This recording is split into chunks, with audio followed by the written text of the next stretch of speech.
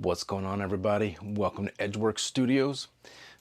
Got a little thinning video for you today. I'm going to show you what I've kind of learned that's worked well for me. I've done a few sort of thinning videos in the past, but I've not had a ton of good success just simply because of technique needing to evolve for me versus what I'm using.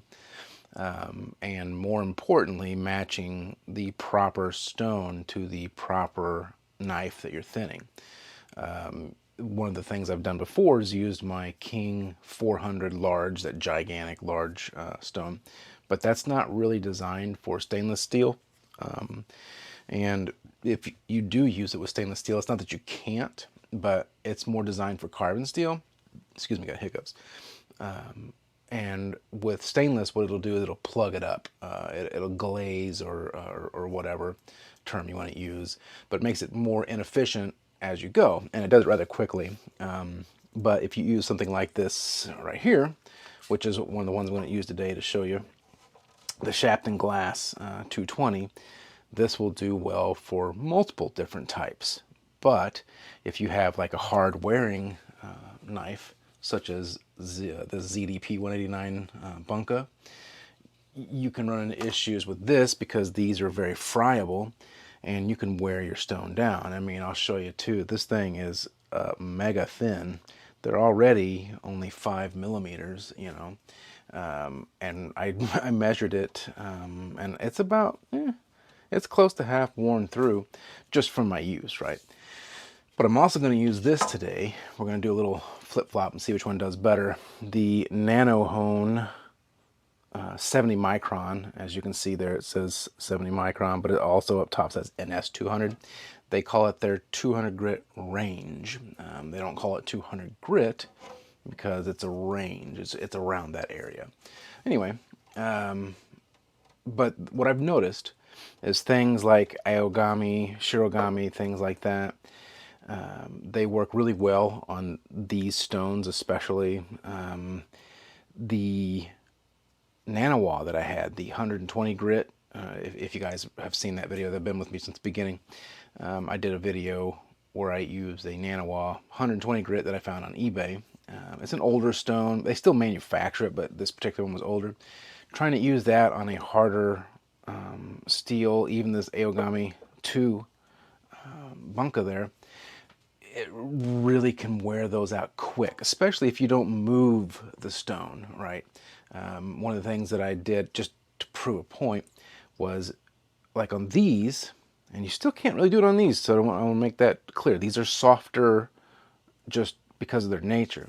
But on that Nano whenever I would just kind of stick to a spot or just move it just a little bit, by the time I was done with a pass, not the side, a single pass through on one side, it was dished significantly to the point where you could feel it with your fingers, and there's like a ditch, so to speak. So anyway, we'll do a few things and I'll show you, see which one works a little better or faster versus this knife here. But I also wanted to show you something. What brought me to doing this today was this actual knife, right, the ZDP. So first of all, you'll notice here that I've got the hard steel here, the core steel. I've got it polished.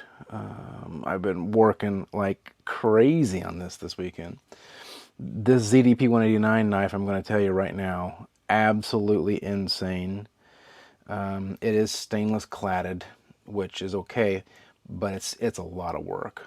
Diamonds were the preference for this, so I used the HK KnifeWorks 400 grit extra hard, as well as the FSK as a testing grounds. FSK kind of made it a little more shiny, where the HK was more of a Kasumi hazy kind of finish. But I want to show you what it did. Now, I didn't sharpen this yet, okay? This is still wherever it was whenever we did a test video on it, and I sharpened it real quick. So I have not put an edge on it. All I've done is bring the thinning on both sides to equal geometry. So I just basically, by doing that, all I'm talking about is I did the exact same number of passes, right? So not put an edge on it yet. I don't think I need to. This thing has been brought to, I don't know if you can see it. It showed up better in this camera last time for some reason. If I put a little white behind it here, it's reversed. So anyway, you probably can't see that very well. It's stupid thin, just take my word for it. I'll get like a still shot for it. Again, have not sharpened it at all. Now watch this. I mean, it's cutting that paper towel.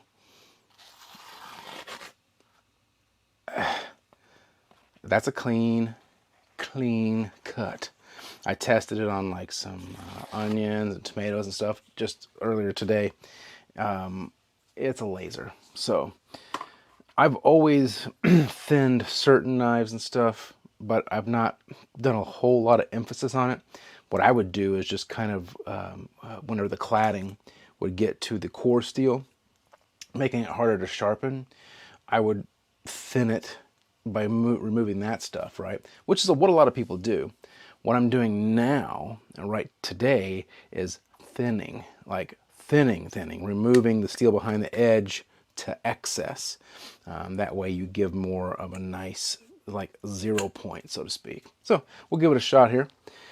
But cut that because I sounded ignorant. Happy Father's Day to all the fathers out there. Hope that you guys have been having a good Father's Day weekend.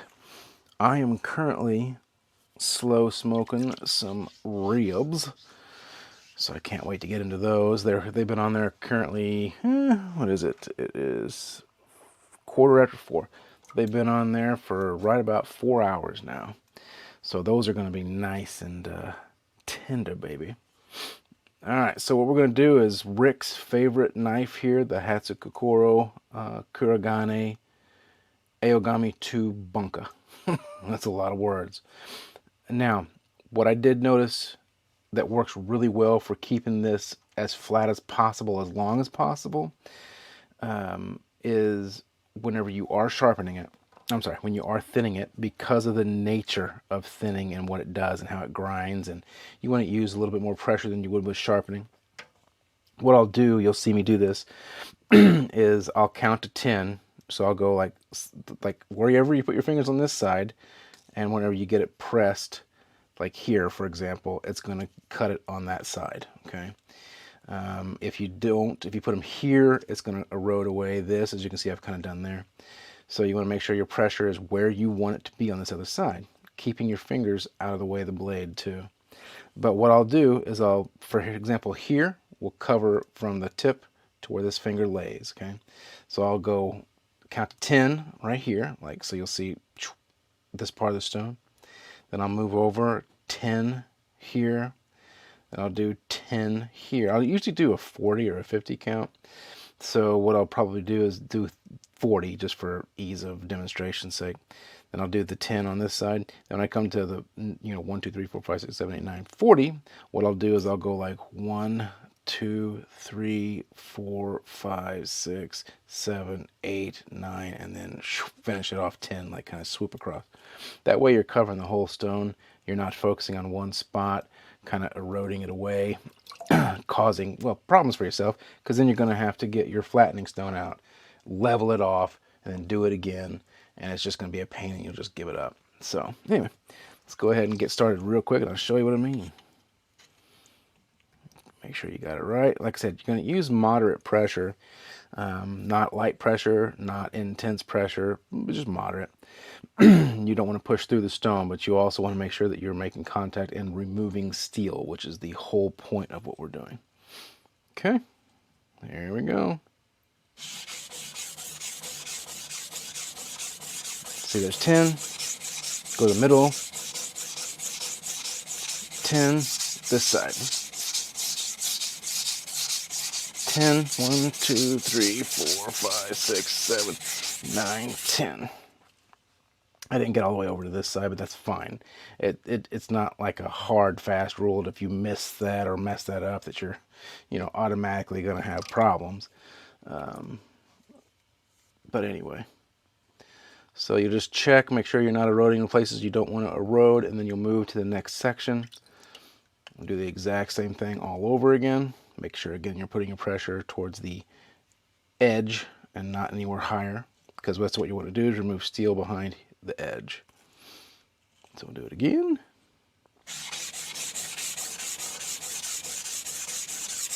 And again, you don't have to count to 10. Just try to make sure it's like as even as possible. That way you're not, like I said, you're worrying about maintaining your stone at this point, as well as, you know, repairing or modifying or adjusting your knife. One of the things that thinning it like this is going to do too, because like I said before, what I'd done is just thin to the point of exposing new core steel for sharpening. This that I'm doing now is going to make these knives lasers. They will, like, you'll be able to carve your name in a piece of newspaper kind of thing. That's how intense it'll get. You're gonna have to work at it for a while. So that's one of the things you got to understand, is this isn't something that's going to be done just in this number of passes, for example. I'll have to at least do this, like, going from tip. Oh, by the way, that's something I'll show you too. When you get down farther like this, you're going to come to the point where you meet the stone here, okay?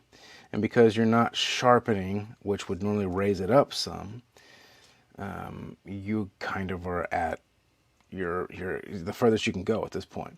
So what I do then is I just make sure to kind of like make it, you know, twist it a little bit.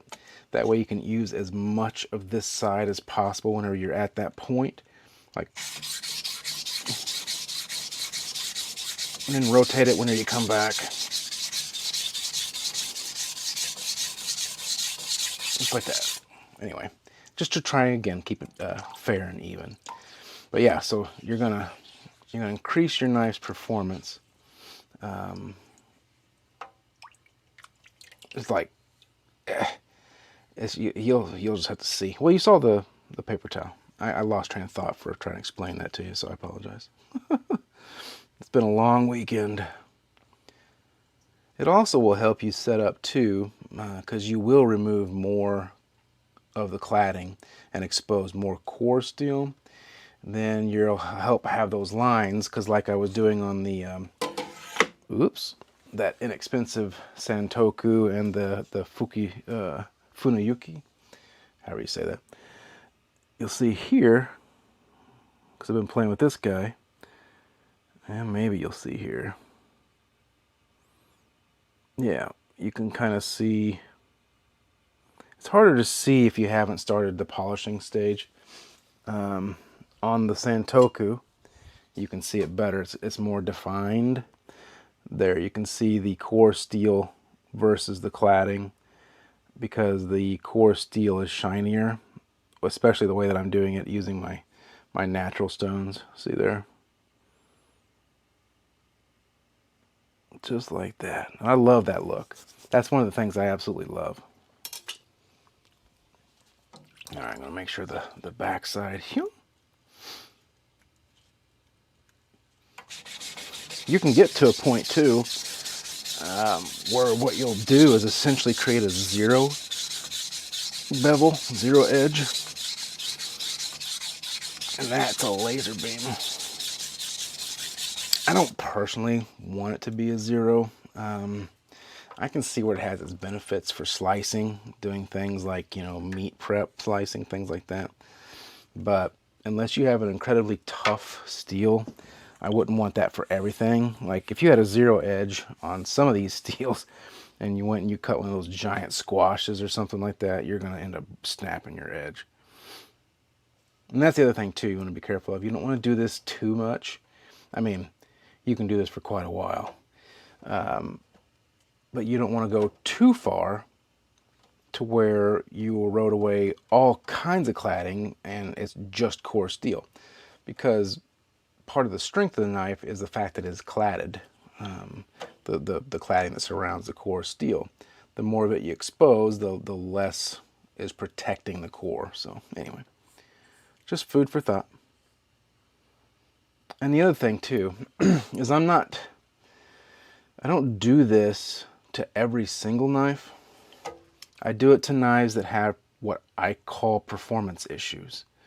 And by performance issues, I'm talking about when you go to cut an onion and it feels like you're just trying to wedge it open instead of actually slicing through, or how you should move effortlessly through an onion.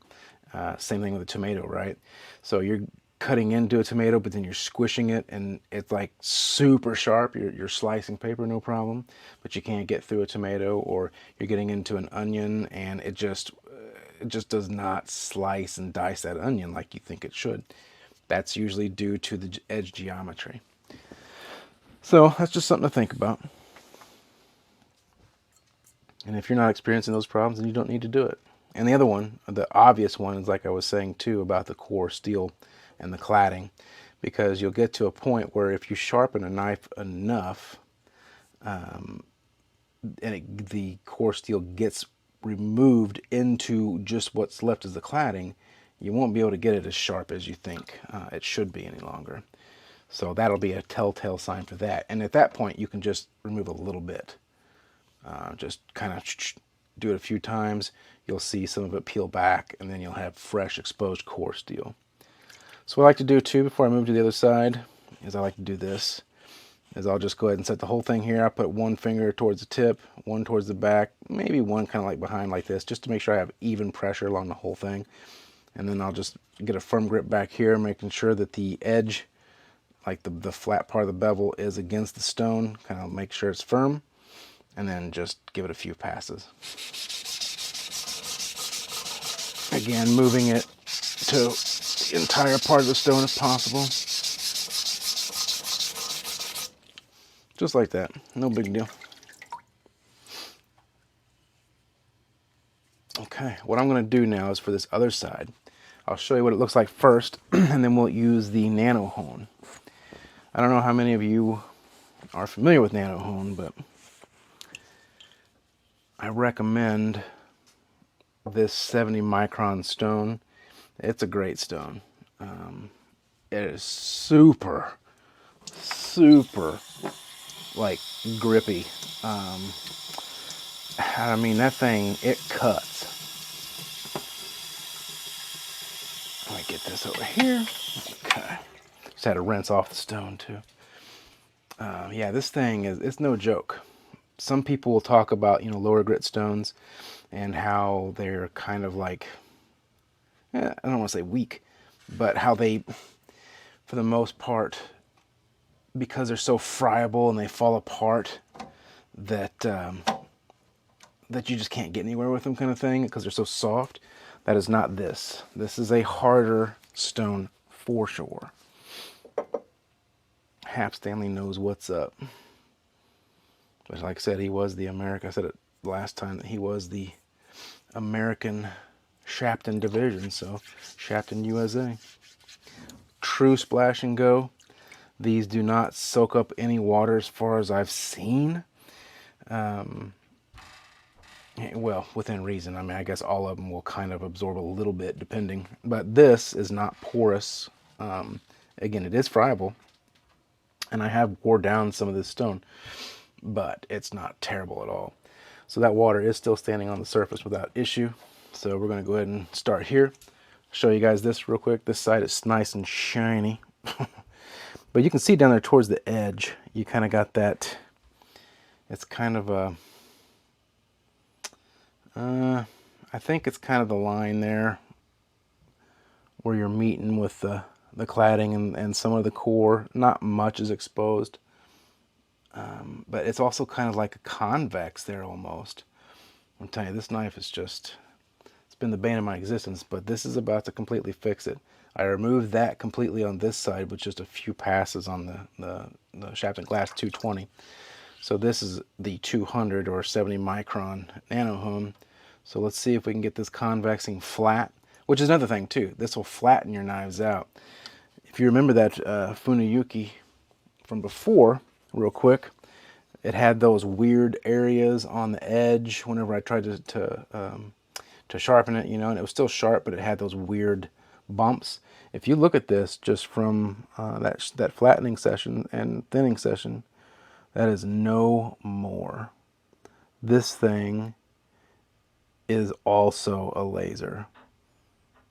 Like these these Tosa knives, like I was telling Miro and a few other people, for $29-30, and now they are freaking laser beams. They're actually going to be some very well used knives in this house.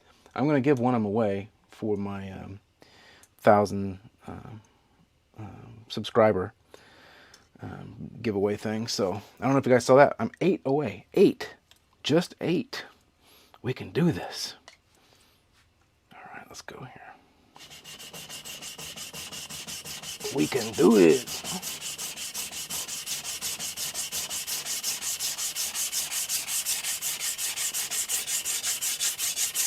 Letting you guys hear this one.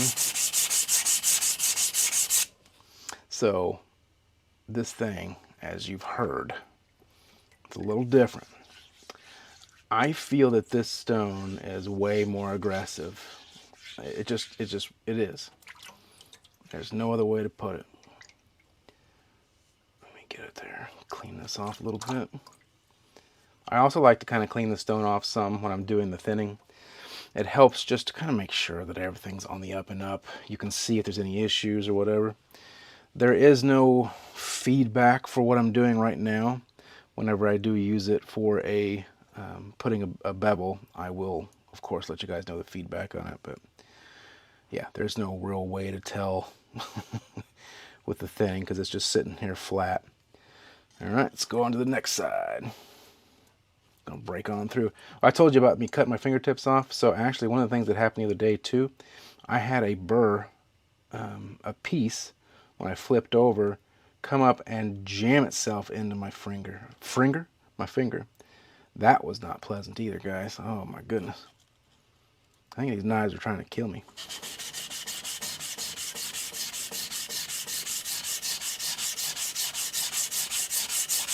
So what has anyone that is a father done for Father's Day? Or if you're not, what have you done for your fathers for Father's Day? Hopefully, it's, like I said, it's been good for you guys.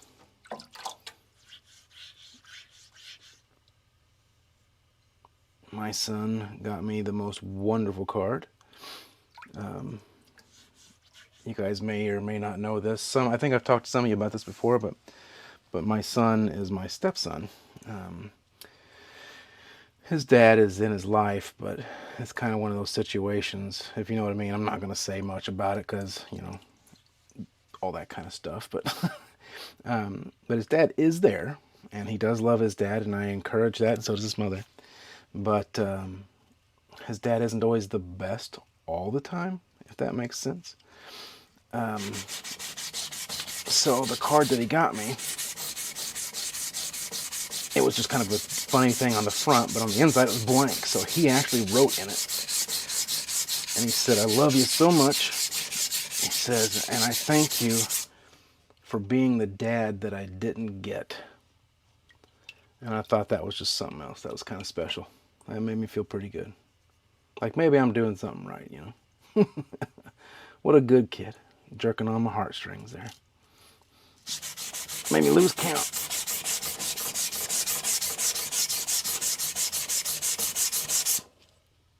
Okay. I keep wetting this stone quite a bit, and I don't really have to. You'll know. This thing will sound kind of scratchy. Well, I mean, they all do. If they get dry, they kind of sound like you're all of a sudden just running your knife over gravel. But yeah, this thing holds water really well. I mean, you're pushing it off whenever you're going like this. Here it goes. You can hear it change. All of a sudden, it sounds like a bunch of Velcro being drug across it. Okay. It's looking really good. Like those weird convexes they're pretty much flat. I'm telling you, this stone is way faster than pretty much any of the other stones in its class. But that is the thing about this stone and all the Nano Hone products. They're not cheap.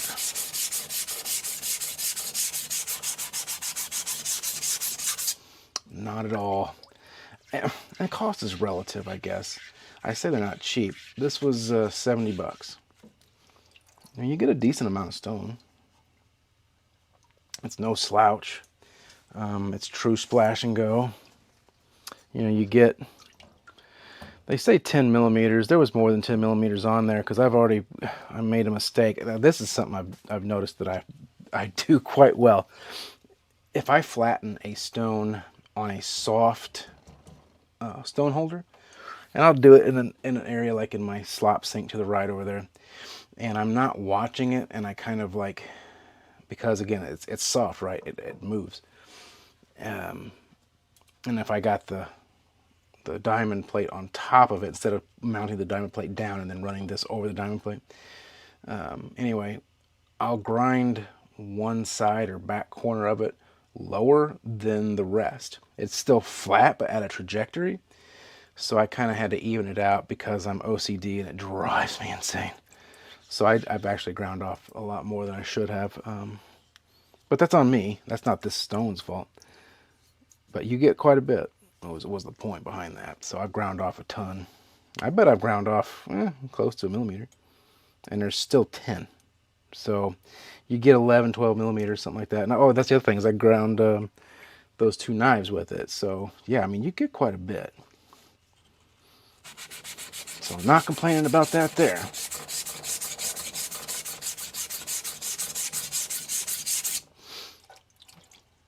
Got into the cladding on that one.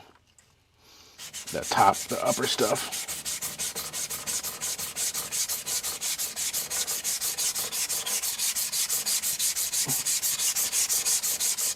There she is, getting dry again. Wrench off the knife. That's what my grandma used to always say. You're gonna wrench it. She always called oil oral. Old grandma.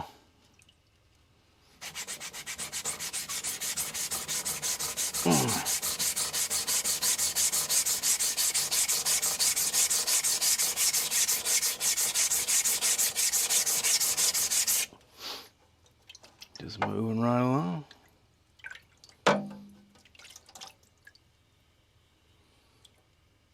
Rick, if you end up getting this one, buddy, this is going to be right and ready for you.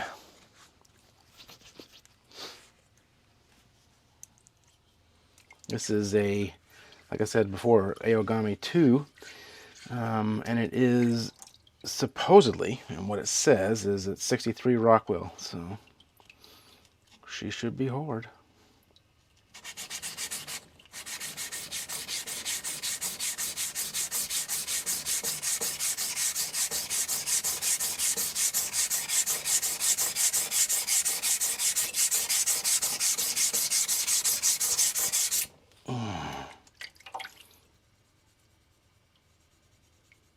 Just eats it and eats it.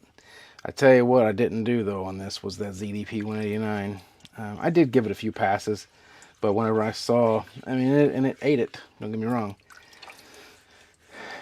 but it was wearing it down. I mean, there's so much like grit, like down here in the bottom too, and some of that comes from the Shapton, but you can feel it on the surface every time I go and I rinse it off and stuff.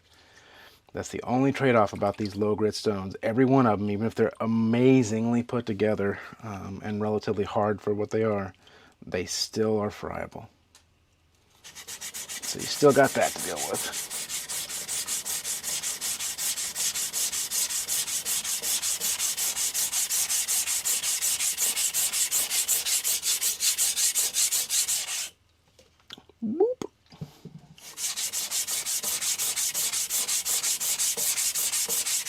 Okay, I'm going to go ahead and rinse it real quick. I'm going to check and see where we're at.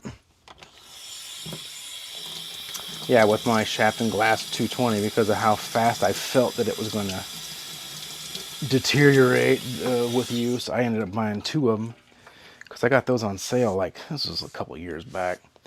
for like 30 bucks. And so I'm like, you can't pass that up. Okay, so I showed you guys that before I started. And if you take a look at it kind of now,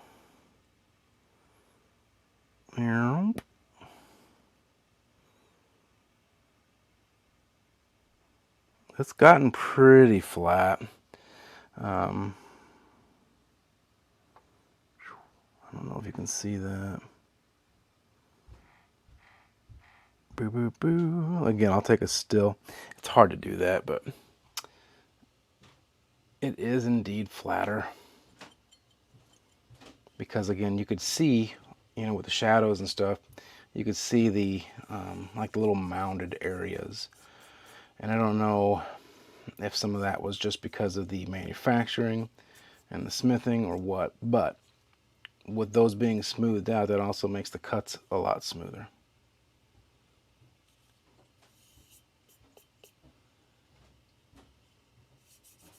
So looking at this side, honestly, this side, which is the Shapton side, this side, which is the Nano Hone side, I kind of feel that the Nano Hone side is better, just from what I'm looking at. The scratch pattern, the evenness, I mean, some of that could be me, right? I'm not trying to like give Shapton a hard time or anything, but just feeling that too.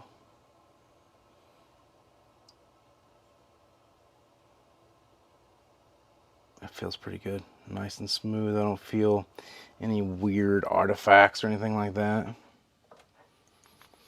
This knife's been through the ringer. You guys have seen me mess with this thing for so many times now. So what I'm going to do real quick is like on the other one, how I gave it just some long strokes. I'm going to do the same thing here. And then on this Nano Hone, I'm going to do the same thing on this side, just to kind of give it the old final heave-ho, I guess.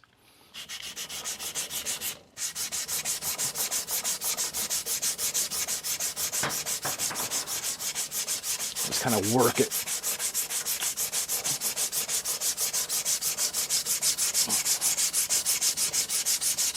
Okay. Let me wrench it. I'll have that stuck in my head all day. I'm going to drive myself nuts saying it. Sorry for the water sounds. I just needed to do that.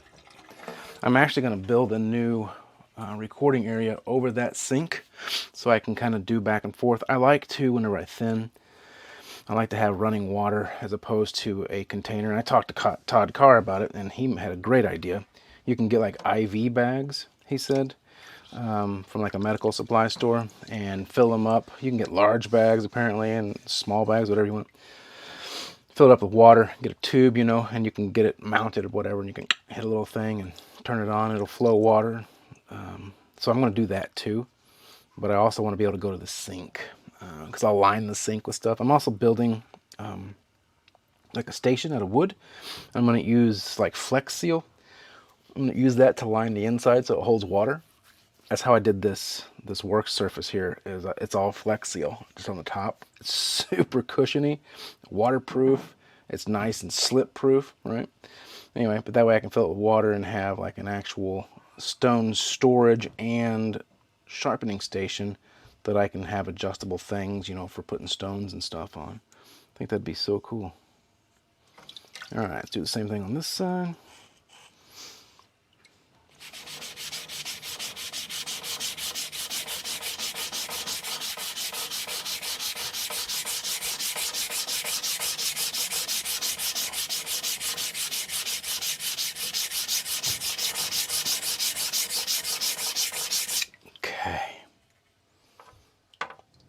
Now, I'm curious because sometimes we get a little bursky. Yeah, there's not really a burr there though. That comes to a very beautiful point of which it did not used to. I actually have a choil shot from whenever I purchased it that I'm going to compare. I'll put it up in the video. I think that'd be an interesting comparison to compare them then versus now. Something I'm curious about. is whenever you do this, like I said, because you're bringing both sides together.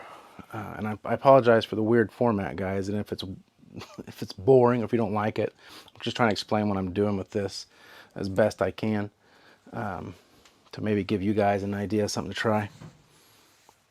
Although it's probably like ramblings of incoherent thoughts. But anyway, whenever you're doing that and you're bringing them together, you're still forming an edge, right? So you're still going to have sharpness. It's just going to be formed instead of your micro burr at the actual edge point, the furthest most point. You'll gradually be coming to that apex that way. So I'm just checking for a burr. There is kind of one there. I'm going to run it through this wood real quick, just super light to pull anything off of there. I hate doing that, but and then I'm going to run it over this strop. This is just my Hatsukokoro. It's bare leather. I'm just going to lightly and gently, because I'm going to cut. I'm going to see what it does. I am curious. Super light little strokes there. What burr was there feels like it's gone. Moment of truth, y'all. Moment of truth.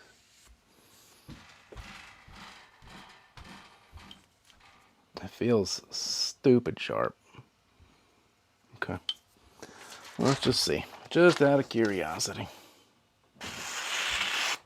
Jeez. It's rough.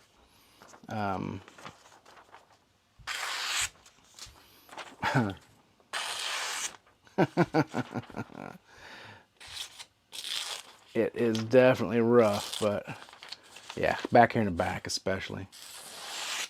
But it doesn't matter because it's like, I would almost wonder if it will cut that paper towel. I'm just curious. Yep. That one kind of ripped. I'm not push cutting it, obviously, but that's a folded paper towel there. Let's see. Nah, that catches too much. Oh, that didn't. Look at that. My gosh.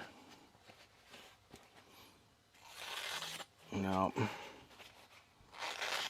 just having too much fun with this. So, that's one way that you can get a laser beam that'll guaranteed cut paper towel every time.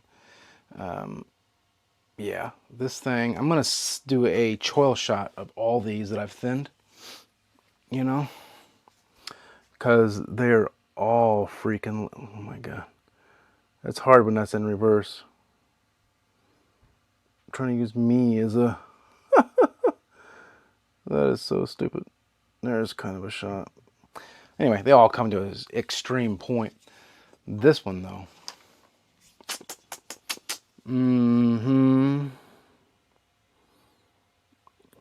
That thing is so freaking thin.